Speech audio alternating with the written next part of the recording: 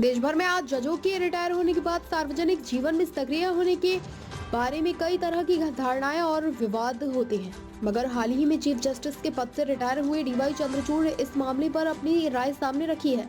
उन्होंने कहा, देश का आम समाज रिटायर जजों को कानून के संरक्षक के रूप में देखता है और उनकी जीवन शैली समाज की न्याय व्यवस्था में आस्था के अनुरूप होनी चाहिए। ये बात भारत के पूर्व चीफ जस्टिस डीवाई चंद्रचूड़ ने ये पूछे जाने पर कही, जब उनसे पूछा गया कि क्या रिटायर्ड जजों को राजनीति में शामिल होना चाहिए।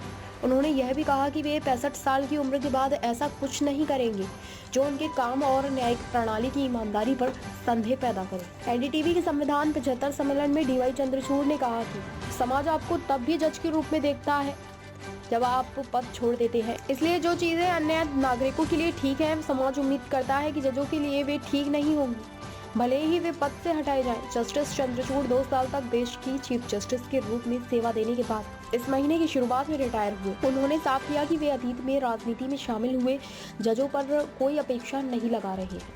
उन्होंने कहा कि यह हर जज को तय करना है कि रिटायर होने के बाद उनका लिया गया फैसला लोगों के बीच उनके जज के रूप में किए गए काम के मूल्यांकन को प्रभावित करेगा या नहीं।